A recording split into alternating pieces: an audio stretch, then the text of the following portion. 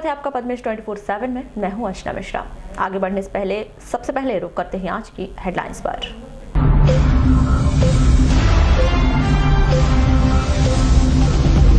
जिले भर में हर्षोल्लास के साथ मनाई गई ईद, मस्जिदों में अदा की गई विशेष नमाज। बालाघाट से इतवारी मेमो अनिश्चित काल के लिए बंद, ट्रेन शुरू करने के लिए नहीं आया कोई पत्र। विश्व हाथी दिवस पर आई अच्छी खबर, हाथियों ने बालाघाट को कहा बाय बाय। नगरीय निकाय चुनाव में हो सकती है 2 महीने की देरी, ठंडे बस्ते में पड़ा परिसीमन का कार्य। 13 अगस्त को होंगे अधिवक्ता संघ चुनाव, सुबह 10 बजे से शुरू होगा मतदान, देर रात तक आएंगे फैसले। टेस्टिंग में फिर फेल हुए पानी टंकी, वार्ड में भरा पानी, स्थानीय लोगों में आक्रोश। वारासिवनी के रेलवे पटरी किनारे मिला वृद्ध का शव, शाम को भ्रमण के लिए निकले थे वृद्ध जो घर नहीं पहुंच पाए। और वारासिवनी के शिल्पी प्रथम नगर पालिका अध्यक्ष स्वतंत्रता संग्राम सेनानी कस्तूर चंद वर्मा को दी गई श्रद्धांजलि।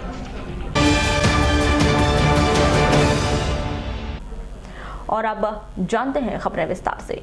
जिले भर में ईद उल अजहा का पर्व 12 अगस्त को बड़े ही हर्षोल्लास के साथ मनाया गया। इस अवसर पर शहर की सभी मस्जिदों में बारिश को देखते हुए अलग अलग समय पर नमाज अदा की गई। शहर की जामा मस्जिद में 2 बार ईद की नमाज अदा की गई। पहली नमाज सुबह 7:30 बजे और दूसरी नमाज 9 बजे अदा की गई। इस अवसर पर सभी मुस्लिम भाइयों ने नमाज के बाद एक दूसरे को गले मिलकर ईद की मुबारकबाद दी।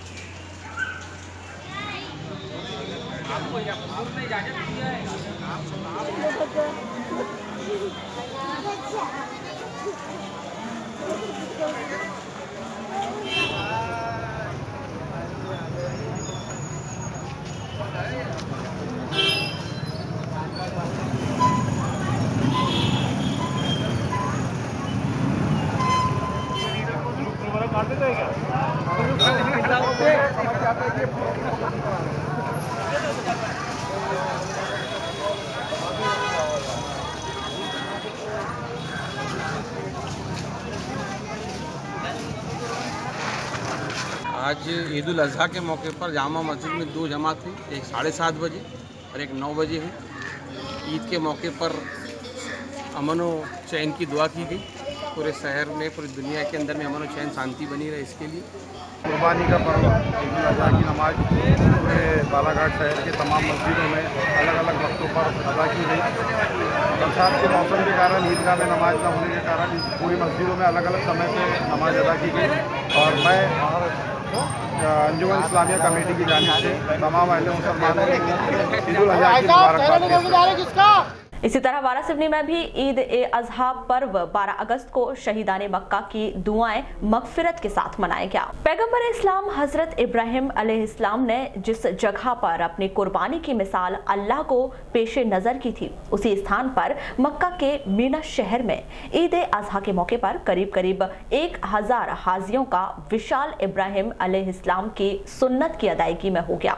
सोमवार को सुबह 9 बजे जामा मस्जिद एवं ख्वाजा गरीब गरीब नवाज मस्जिद में मुस्लिम भाई उपस्थित हुए, जहां पर कुर्बानी के सिलसिले पर और इस वाक़े पर तफसीली बयान मौलाना ने फरमाया। 2 रकात आप नमाज की अदायगी करने के बाद सभी भाइयों ने एक दूसरे को ईद अजहा की मुबारकबाद दी। ईदगाह में नमाज संपन्न होने के बाद सभी मुस्लिम भाइयों ने एक दूसरे से गले मिलकर अपने गिले शिकवे मिटाए, बल्कि अन्य लोगों के गले मिलकर ईद की मुबारकबाद पेश की।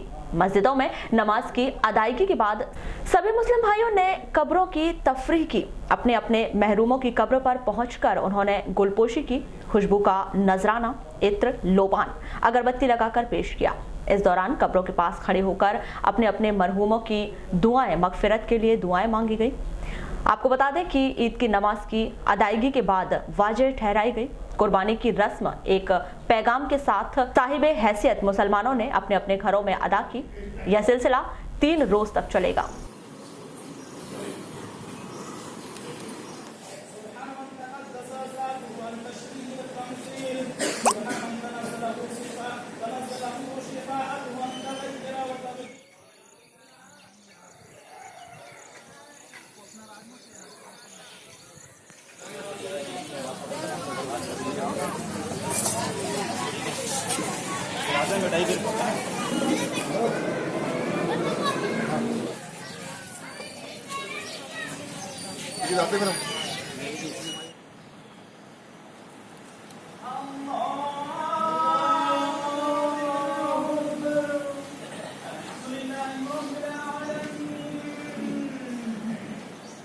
हजरत इब्राहिम के त्याग और कुर्बानी की याद में मनाए जाने वाला पर्व ईद 12 अगस्त को नगर लालबर्रा में भी अकीदत के साथ मनाया गया। सुबह से ही पाक पोशाकों में सजे धजे नगर सहित क्षेत्र के मुस्लिम भाई अपने अपने घरों से जामा मस्जिद के लिए रवाना हुए, जहां पर बाजमात सुबह 9:15 बजे ईद उल अजहा की विशेष नमाज अदा की गई व खुदा से सलामती की दुआएं मांगी गई। यह नमाज जामा मस्जिद के इमाम हाफिज मोहम्मद रिजवान के द्वारा अदा करवाई गई। इसी तरह ग्राम पंचायत अमोली स्थित रजा मस्जिद में प्रातः 9 बजे नजीम आला बालाघाट के मौलाना अब्दुल हबीब नूरी ने ईद उल अजहा की विशेष नमाज अदा करवाई व खुदा से मुल्क में अमन व शांति कायम रखने की दुआ मांगी गई। नमाज अदा करने के बाद गले मिलने का दौर शुरू हुआ, जिसमें छोटे छोटे बच्चों से लेकर बड़े बुजुर्गों तक सभी ने एक दूसरे से गले मिलकर शुभकामनाएं दी। इस मौके पर शहर की प्रमुख गलियों व चौराहों में सभी धर्मावलंबियों ने मुस्लिम भाइयों को मुबारकबाद दी व गले मिले।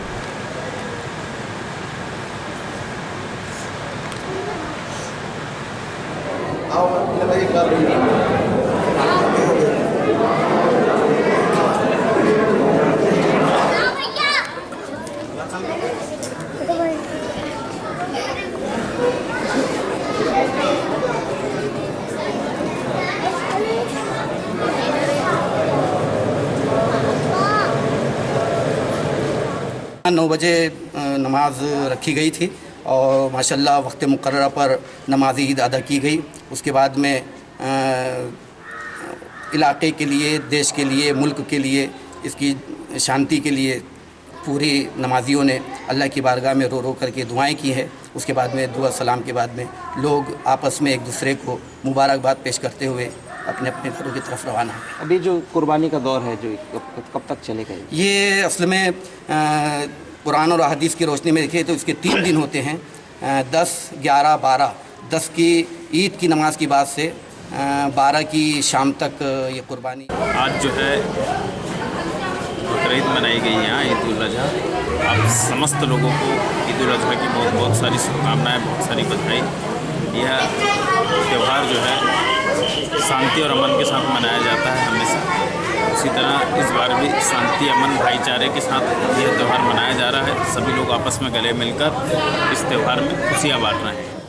लालबर्रा में हर भोला हर हर महादेव के नारों से क्षेत्र को गुंजायमान करते हुए 12 अगस्त को प्रातः 8 बजे स्थानीय बजरंग मंदिर से शिव भक्तों का जत्था कांवड़ लेकर लगभग 8 किलोमीटर दूरी पर स्थित पवित्र वेनगंगा नदी के पोटिया पाट घाट के लिए रवाना हुआ।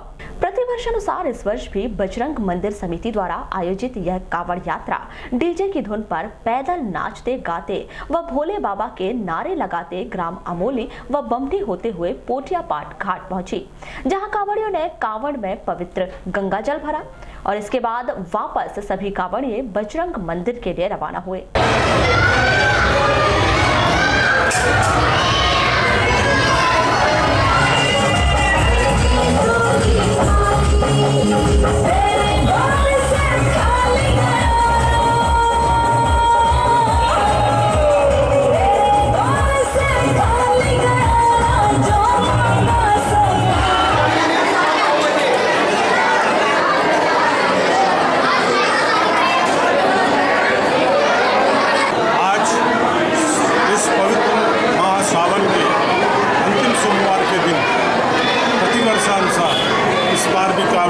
जिसमें बढ़ चढ़कर भक्तों ने हिस्सा लिया। सुबह 8:30 बजे श्री बजरंग मंदिर से वहाँ बैनगंगा पोटियापाट घाट पर जाकर सभी श्रद्धालुओं ने वहाँ शिव जी का अभिषेक किया। तदुपरांत समस्त कांवड़िए कांवड़ लेकर यहाँ पधारे और यहाँ पर आप पीछे देख रहे हैं मलाजखंड थाना अंतर्गत कटंगी गांव के 2 किसानों के खेत से मोटर पंप चोरी के आरोपी को पुलिस द्वारा गिरफ्तार कर जेल भेज दिया गया। मलाजखंड पुलिस से मिली जानकारी के अनुसार 10 अगस्त को कटंगी और पलहेरा के किसानों द्वारा अलग अलग रिपोर्ट दर्ज करवाई गई कि उनके खेत के कुएं और बोर से क्रमशः 17,000 और 12,000 के कृषि पंप चोरी हो गए हैं। पुलिस द्वारा मामला दर्ज कर बारीकी से जांच की गई तो पता चला कि मलाजखंड निवासी कोमल रहंगडाले और गोपेंद्र रहंगडाले इस चोरी के मुख्य आरोपी हैं, जिन्होंने पूछताछ के दौरान चोरी करना स्वीकार किया और उनके पास से चोरी की मोटर भी जब्त की गई। दोनों आरोपियों को न्यायालय में पेश कर न्यायिक रिमांड पर जेल भेज दिया गया है। 68 करोड़ रुपए खर्च कर शहर को स्वच्छ जल पिलाने की योजना पर पलीता लगता दिखाई दे रहा है। लगातार हो रही वार्ड नंबर 3 स्थित टंकी से पानी टपक रहा है, जिस कारण लोगों में बहुत अधिक आक्रोश व्याप्त है। आपको बता दें कि नगर पालिका द्वारा शहर में 3 पानी टंकी का निर्माण कार्य करवाए गए हैं, लेकिन इतवारी बाजार स्थित टंकी और वार्ड नंबर 3 की पानी टंकी पानी भरने के साथ ही पानी लीकेज होना शुरू हो जाता है, जिसका कारण पूरा का पूरा पानी नीचे गिरता है और यह आसपास के क्षेत्र वासियों के लिए परेशानी का कारण बन जाता है। ईद के दिन भी कुछ ऐसा ही हुआ जब लोग आराम से घर के पास बैठे हुए थे। अचानक टेस्टिंग का काम शुरू किया गया और टंकी टपकने लगी। कुछ देर में ही रोड में पानी जमा होने लगा। इससे लोगों में बहुत अधिक आक्रोश दिखाई दिया। अब टंकी वालों ने आज वाल खोले हैं और त्यौहार का दिन है, पूरे मोहल्ले भर पानी भर गया है। आप देखिए रहो, पूरा कीचड़ कीचड़ कर दिए, ना आने जाने का रास्ता नहीं है। कम से कम त्यौहार के दिन तो काम को बंद कर देना चाहिए था। और ये टंकी तो पूरी तरीके से लीकेज है, पूरी तरीके से घटिया काम हुआ है। ये टंकी को बंद ही कर देना चाहिए। बार बार लोगों को परेशानी हो रही है। कभी भी वाल खोलते हो तो किसी के घर में पानी घुस जाता है, कभी वहाँ से खुल रहा है, कभी यहाँ से खुल रहा है। बहुत परेशानी हो रही है टंकी से, पूरे वार्ड को परेशानी। शिकायत की थी इसकी शिकायत कम से कम 10 से 15 बार कर चुके हैं कि टंकी का वाल खोलने से लोगों के घर के अंदर पानी घुस रहा है और टंकी जहाँ तहाँ से लीकेज है। हर बात बता दी, लेकिन नगर पालिका कोई एक्शन नहीं ले रही है। और जब भी बोलो तो बोलते हैं टेस्टिंग चल रही है, तो टेस्टिंग के चक्कर में क्या वार्ड वाले परेशान हो। सामाजिक संगठन द्वारा भी पर्यावरण को हरा भरा करने के लिए आगे आ रहे हैं। इसी कड़ी में संभाग सह प्रभारी भाजपा अनुसूचित मोर्चा सोशल सेल जबलपुर अजय सुखदेवी द्वारा युवाओं के सहयोग से पौधारोपण बालाघाट नगर के वार्ड नंबर 24 इंग्लिश स्कूल के सामने अंबेडकर पार्क में कदम, नीम, गुलमोहर के 8 पौधे तथा अन्य पौधों का रोपण किया गया। सुखदेवी ने जानकारी में बताया कि पर्यावरण को बचाने व गंदा करने का श्रेय हमें ही जाता है। अगर आप और हम पर्यावरण को बचाने संकल्प लें कि पर्यावरण को सुरक्षित रखकर जीवन में नई ऊर्जा का उदय करें, जिससे कि पौधारोपण कर पर्यावरण को व जलवायु को बचाया जा सके। वैज्ञानिकों ने आगाह किया है कि आने वाले समय में ग्लोबल वार्मिंग बढ़ने का आधार है केवल पर्यावरण को दूषित करना ही, जिससे कि स्वास्थ्य पर बुरा प्रभाव पड़ेगा। साथ ही कार्यक्रम में पधारे अतिथियों को आभार प्रकट किया गया। दीदी सामने देखिए। भारत माता की प्रगति की सुरक्षा करना, प्रगति की सुरक्षा करना। जल है, जल है, पेड़ है तो जीवन है, पेड़ है तो जीवन है। वृक्ष है तो, वृक्ष है तो भारत माता की, भारत माता की। आज वार्ड नंबर 24 में सभी भाई द्वारा मिलकर वृक्षारोपण किया गया है। आज यहाँ कदम का पेड़, नीम का पेड़ और गुलमोहर के पेड़ लगाए गए हैं और तथा सभी भाइयों ने मिलकर प्रण लिया गया है कि इस पेड़ को हम अपनी जान से भी ज़्यादा इसकी हिफाजत करेंगे और इसको बढ़ते हुए देख जिस तरह हम अपना परिवार का एक हिस्सा मानेंगे। लालबर्रा में आगामी स्वतंत्रता दिवस एवं अन्य त्योहारों के मद्देनजर नगर मुख्यालय को साफ सुथरा करने के लिए ग्राम पंचायत पांडरवानी के द्वारा 11 अगस्त से व्यापक स्तर पर साफ सफाई अभियान चलाया गया था। लेकिन इस साफ सफाई अभियान को सफल बनाने के लिए कुछ लोगों के द्वारा अपनी जिम्मेदारियों से दूर भागते हुए गलत इरादों को अंजाम दिया जा रहा है, जिससे दूसरे दिन ही सफाई अभियान को पलीता लग गया। नगर मुख्यालय से गुजरे राज्य मार्ग क्रमांक 26 में बस स्टैंड गेट के सामने, सड़क किनारे व अन्य जगहों पर 12 अगस्त की प्रातः लोगों के द्वारा कचरा फेंक दिया गया, जो नगर में खासा चर्चा का विषय बना रहा। कल सरपंच द्वारा बहुत ही बढ़िया काम किया गया और बहुत बेहतरीन सफाई की गई। जो एक ब्लॉक के जनपद द्वारा कर्मचारी द्वारा सामने रोड में कचरा लाके रख दिया गया, जिससे आना जाना बहुत ही बेकार तरीके से दिख रहा है। क्या होना चाहिए इसके लिए? क्या इसके लिए भाई जनपद को या उसके कर्मचारी को चाहिए कि अपना कचरा झाड़ के वहाँ रखे, उसकी तत्काल व्यवस्था करें। सरपंच तो अपने हिसाब से गरीब सफाई और बहुत तरीके से सफाई करवा दिए। ग्राम पंचायत पांडरवानी के हमारे युवा सरपंच भाई अनीस खान द्वारा शासन से जो उनको निर्देश प्राप्त हुआ था कि 15 अगस्त एवं जो 30 त्यौहार आ रहे हैं उनके अधीन उसको देखते हुए लालबर्रा की साफ़ सफाई कराई जाए। और उन्होंने कल जेसीबी से पूरे लालबर्रा का मेन रोड, बस स्टैंड एवं गुजरी के अंदर व्यापक स्तर पर साफ़ सफाई कराई। लेकिन देखने में ये आ रहा है कि कल ही साफ़ सफाई हुई और कुछ असामाजिक जो हमारे लोग हैं उनके द्वारा पुनः जहां साफ़ सफाई हुई थी वहां पे कचरा डाल दिया गया। वो एक बहुत निंदनीय कार्य है, जबकि हम सभी लोगों का कर्तव्य है कि लालबर्रा की जो साफ़ सफाई रखना सिर्फ ग्राम पंचायत का काम नहीं, हम लोगों का भी दायित्व है।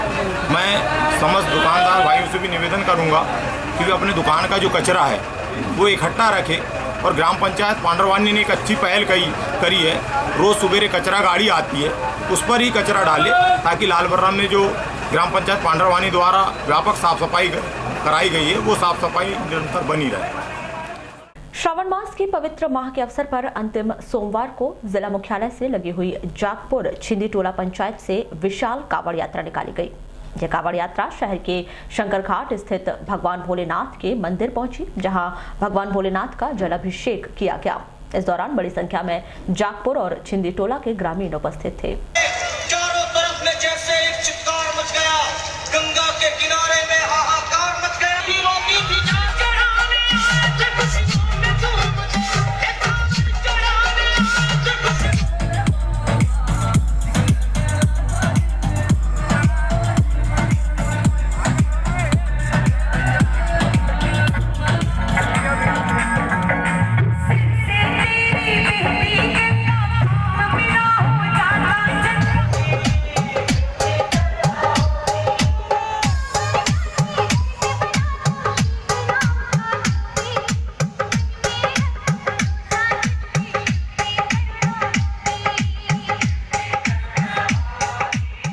मनरेगा योजना से बनाया गया लघु तालाब पहली बारिश में ही बह गया, जिस कारण कई किसानों की फसल बह गई, जिससे उन्हें नुकसान हुआ।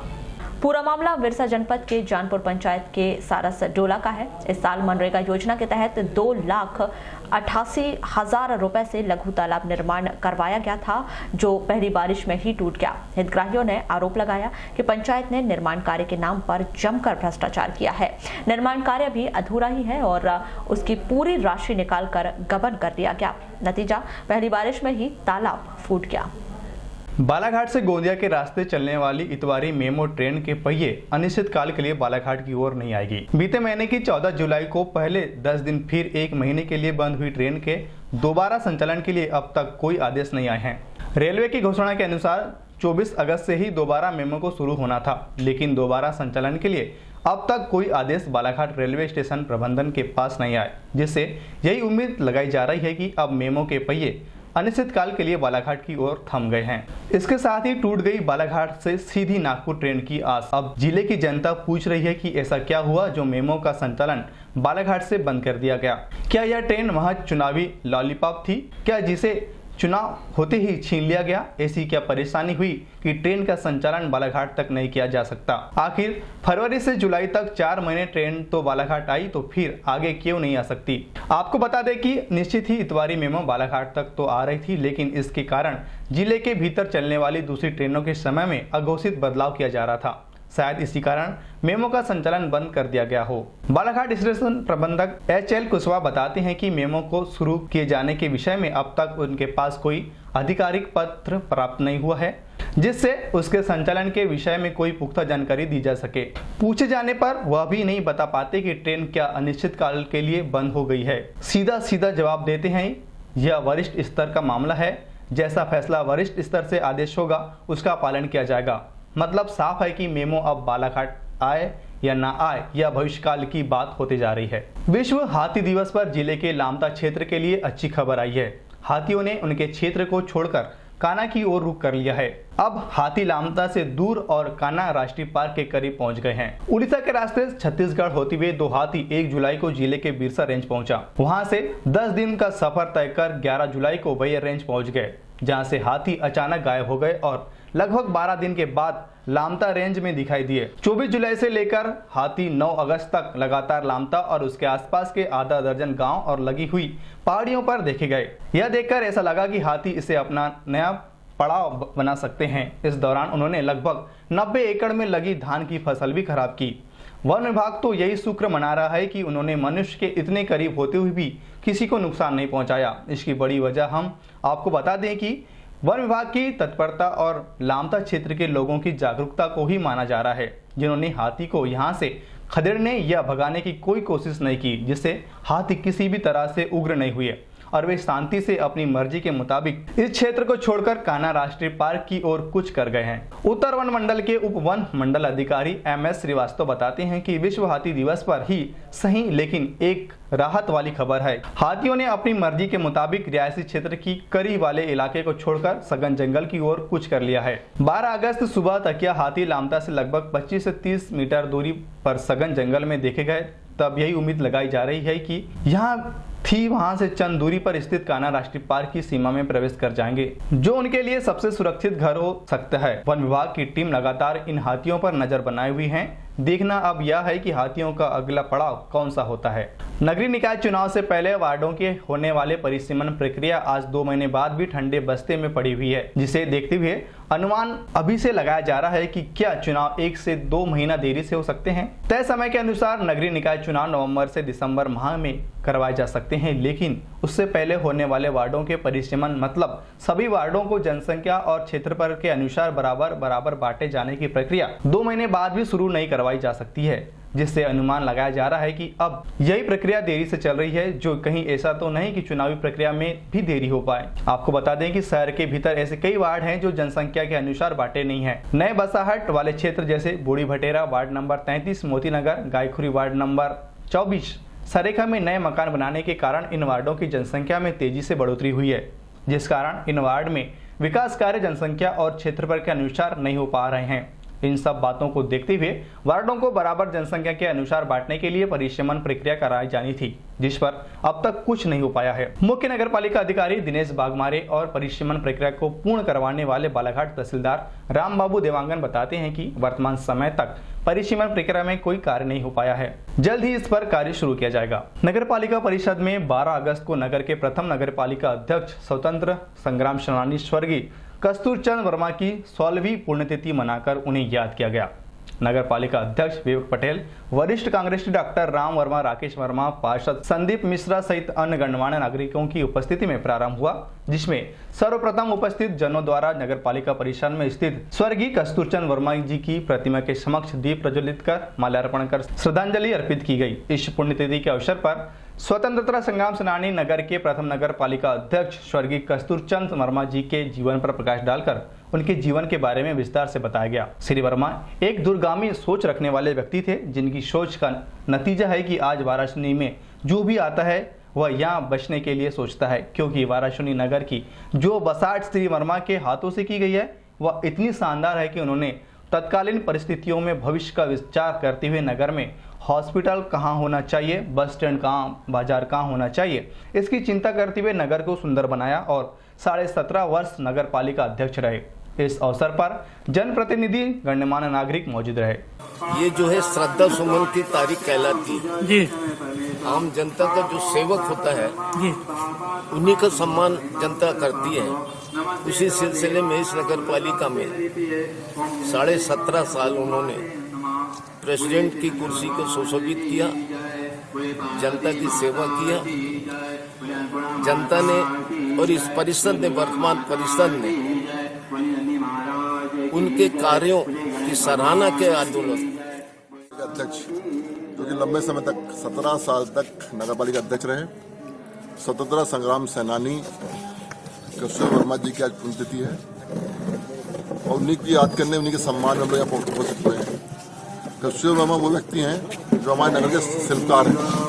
आज हर व्यक्ति, हर अधिकारी इस शहर की तारीफ करता है, हमारे शहर की बसाहट की तारीफ करता है कि उन्होंने व्यवस्थित शहर को बसाया कि बस स्टैंड कहाँ होना चाहिए, हॉस्पिटल कहाँ होना चाहिए, गार्डन कहाँ होना चाहिए, फिल्टर प्लांट कहाँ होना चाहिए, थाना कहाँ होना चाहिए। पूरे शहर को व्यवस्थित बसाने वाले कस्तूरचंद वर्मा की आज पुण्यतिथि है, स्वतंत्रता सेनानी की पुण्यतिथि है। उन्हीं को याद करने, उन्हीं के सम्मान में आज हमारा पूरा परिवार यहाँ जमा हुआ है। हमारे साथ उनके परिवार के राकेश वर्मा जी भी हैं। हम सब मिलकर पूरी नगर की ओर से इस नगर को आगे बढ़ाने वाले, इस नगर को व्यवस्थित बसाहट देने वाले, इस नगर के शिल्पकार फ्रीडम फाइटर कस्तूरचंद वर्मा को नमन करते हैं, श्रद्धासुमन करते हैं पूरे नगर पालिका परिवार की ओर से। 13 अगस्त को अधिवक्ता संघ चुनाव करवाए जाएंगे। सुबह 10 बजे से दोपहर 3 बजे तक मतदान और दोपहर 4 बजे से मतगणना शुरू होगी। परिणाम देर रात तक आ जाएंगे। 12 पदों के लिए अधिवक्ता संघ चुनाव में 24 प्रत्याशी मैदान पे हैं। 12 अगस्त को चुनाव से पहले सभी तरह की तैयारियां पूर्ण कराई गई। सहायक निर्वाचन अधिकारी और वरिष्ठ अधिवक्ता प्रदीप सोनी ने बताया कि बैलेट से लेकर साफ सफाई और मतदाताओं की बैठक की व्यवस्था करवाई गई है। शांतिपूर्ण मतदान संपन्न करवाए जाने के लिए पुलिस प्रशासन से मदद ली गई है। मंगलवार को न्यायालय कार्य दिवस होने के कारण जिला सत्र न्यायाधीश को भी पत्र के माध्यम से सूचित किया गया कि पक्षकारों को किसी भी तरह की परेशानी ना हो, ऐसी व्यवस्था की जाए। हमने बैलेट से लेकर सभी प्रकार की व्यवस्था कर चुके हैं। यहाँ साफ सफाई भी करवा दी है। मतदाताओं के लिए बैठने के लिए टेंट की व्यवस्था करवा रहे हैं। सुरक्षा के लिए हमने एसपी साहब को, आरआई साहब को भी आवेदन दिए हैं। चूँकि कल कार्य दिवस है, इसलिए माननीय जिला सत्र न्यायाधीश महोदय को भी पत्र दिए हैं ताकि किसी प्रकार की प्रकरणों में पक्षकारों को परेशानी ना हो, और सभी प्रकार की व्यवस्था लगभग हमने पूरी कर चुकी है। विश्व हिंदू परिषद, बजरंग दल, महाकाल सेना, श्री बालाजी मंदिर ट्रस्ट रामपाली के तत्वाधान में ग्राम पंचायत वारा स्थित माता मंदिर से 12 अगस्त को भव्य कावड़ यात्रा निकाली गई और रामपाली के श्री राम मंदिर पहुंचकर भोलेनाथ को जल अभिषेक किया गया। सावन माह के अंतिम सोमवार को वारा में स्थित माता मंदिर में भगवान भोलेनाथ के श्रद्धालुओं ने विधि विधान से पूजा अर्चना एवं महाआरती कर डीजे की धुन में भव्य कावड़ यात्रा जय जय भोलेनाथ, हर हर महादेव के नारों के साथ निकाली और भोलेनाथ के भक्त द्वारा जमकर नृत्य भी किया गया। उक्त यात्रा वाराणसी से मुख्य मार्ग होती हुए दीनदयाल चौक बस स्टैंड, जयस्तंभ चौक, नेहरू चौक, अंबेडकर चौक, गोलीबारी चौक, रामपाली चौक होते हुए मेहंदीवाड़ा, कौलीवाड़ा, सिंगोड़ी मार्ग से रामपाली स्थित श्री राम मंदिर पहुंची, जहां विराजे भोलेनाथ का जलाभिषेक किया गया। तत्पश्चात आरती कर महाप्रसादी का वितरण किया गया।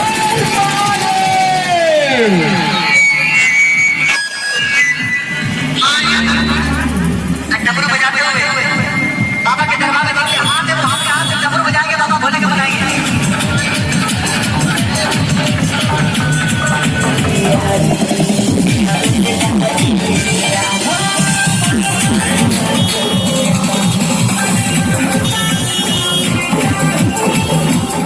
नगर के वार्ड नंबर 8 चंदोरी स्थित रेलवे पुल के पास पटरियों के किनारे 11 अगस्त को देर रात एक वृद्ध व्यक्ति का शव मृत अवस्था में मिला। पटरी किनारे शव मिलने की जानकारी नगर में आग की तरह फैल गई, जिससे नगर के आसपास ग्रामों में सनसनी फैल गई। शव की शिनाख्त करने के लिए शासकीय सिविल अस्पताल वाराणसी में हुजूम उमड़ गया, जिसके बाद उक्त शव की शिनाख्त वार्ड नंबर 5 वाराणसी निवासी शासकीय शंकर शाह पटेल महाविद्यालय के प्रोफेसर विनोद गजबे के 80 वर्षीय पिता हरिश्चंद्र गजबे के रूप में हुई, जिस पर पुलिस ने आवश्यक कार्रवाई कर शव को पोस्टमार्टम कर परिजनों को सौंप दिया। प्राप्त जानकारी के अनुसार वार्ड नंबर 8 चंदोरी निवासी किसानों के रेलवे पुल के पास खेती की भूमि है, जहां पर कृषि कार्य जारी है, जिस पर 11 अगस्त की शाम 6 बजे चौधरी निवासी महिला द्वारा परक कार्य से अपने घर आ रही थी, तभी रेलवे पुल के पास एक वृद्ध व्यक्ति गिरा हुआ दिखा, जिसके बाद महिला द्वारा ग्राम में आकर बताया गया कि रेलवे पुल के पटरियों के पास कोई व्यक्ति बेहोश पड़ा हुआ है, जिस पर ग्रामीणों द्वारा आकर देखा गया और उसे उठाने के लिए आवाज लगाई, किंतु बेहोश पड़े व्यक्ति के शरीर में कोई हलचल न होने पर तत्काल घटना की जानकारी पुलिस को दे दी, जिसके बाद थाना प्रभारी अनुराग प्रकाश पुलिस बल के साथ घटनास्थल पहुंचे और आवश्यक कार्रवाई कर शव को शासकीय सिविल अस्पताल वाराणसी में लाकर बॉडी फ्रीजर में रखवा दिया। पद्मे से चर्चा में मृतक के पुत्र प्रोफेसर विनोद गजबे ने बताया कि पिता हरिश्चंद्र गजबे रोज की तरह रविवार की सुबह सैर के लिए निकले थे, जो शाम तक घर वापस नहीं पहुंचे, जिस पर रिश्तेदार परिचितों में की और अन्य स्थानों में भी पतासाजी की, लेकिन कोई पता नहीं लगने पर पुलिस में गुमशुदगी की सूचना दी। प्रोफेसर गजबे ने बताया कि सोमवार को पता चला कि पुलिस को एक शव मिला है, जो उसकी शिनाख्त के लिए अस्पताल आए तो देखा कि मृत व्यक्ति मेरे पिताजी है, जो कल सुबह घूमने गए थे। सुबह डेली घूमने जाते थे, कल भी घूमने गए तो शाम तक वापसी नहीं आए, तो हमको चिंता होने लगी, तो हमने अपने परिचित और रिश्तेदार से संपर्क किया, तो वहाँ वो पहुँचे नहीं थे। फिर रात्रि में पुलिस के द्वारा हमको जानकारी प्राप्त हुई। अच्छा, बीमारी मार रहे थे? नहीं, बीमार नहीं थे, स्वस्थ थे, डेली घूमने जाते थे। कहाँ पर मिले इनकी बॉडी? ये चंदोरी कोसी टोला का जो रेलवे क्रॉसिंग है उसके पास। आपको कुछ संदेह की स्थिति? कुछ नहीं, संदेह की स्थिति नहीं। हमारे पास रात में सूचना आई थी कि जो चंदोरी है वार्ड नंबर 8 में रेलवे ट्रैक के पास में एक अज्ञात व्यक्ति का शव पड़ा हुआ है, जिसकी जांच में जो है पुलिस रवाना हुई थी और करीब रात को 12 साढ़े 12 बजे जो है उसकी तस्दीक हुई। और चूँकि मृतक की लाश पहचानी नहीं गई थी, तब जो है उसको उठा के और एफएसएल टीम को बाकायदा बुलाया गया था इसमें, और उनसे जांच करा के रात्रि में उसे हॉस्पिटल पहुंचाया गया और अभी मर्ग की कार्रवाई चल रही है। बाद में जांच में पता चला कि जो मृतक है इसका नाम हरिश्चंद्र पिता नानूजी गजबे था। ये वार्ड नंबर 5 वाराणसी का निवासी है, उम्र इसकी 80 वर्ष है।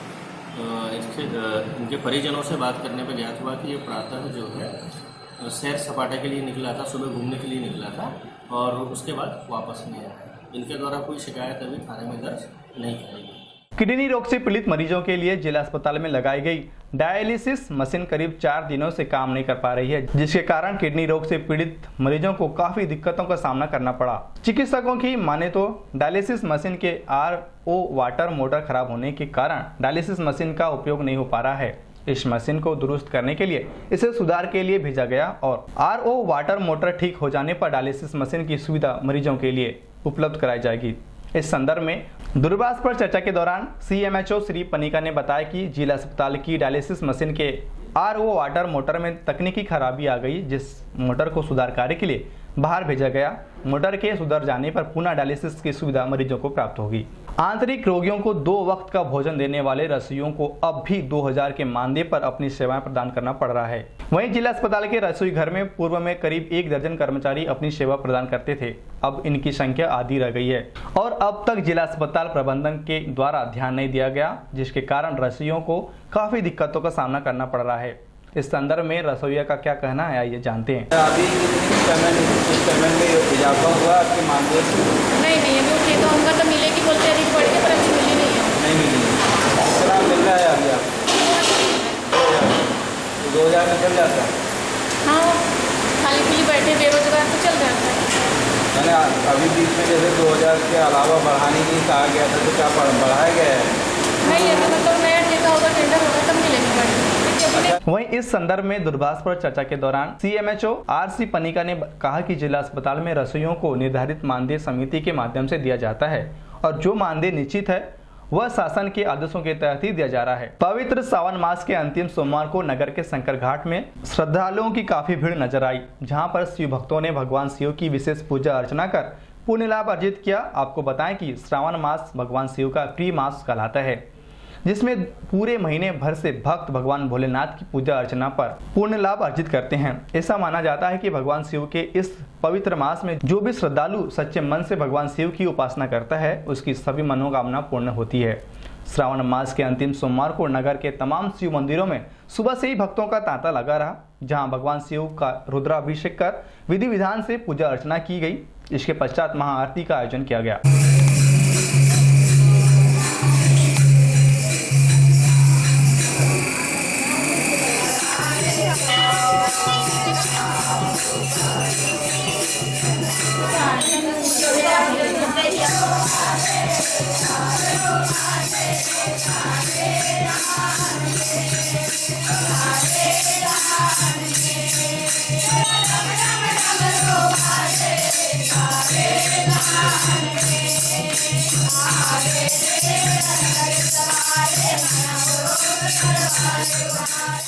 बुलेटिन के अंत में एक बार फिर नजर डालते हैं आज के हेडलाइंस पर।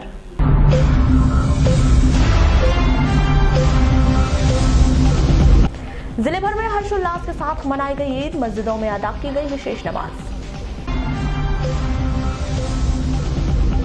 बालाघाट से इतवारी मेमो अनिश्चितकाल के लिए बंद, ट्रेन शुरू करने के लिए नहीं आया कोई पत्र।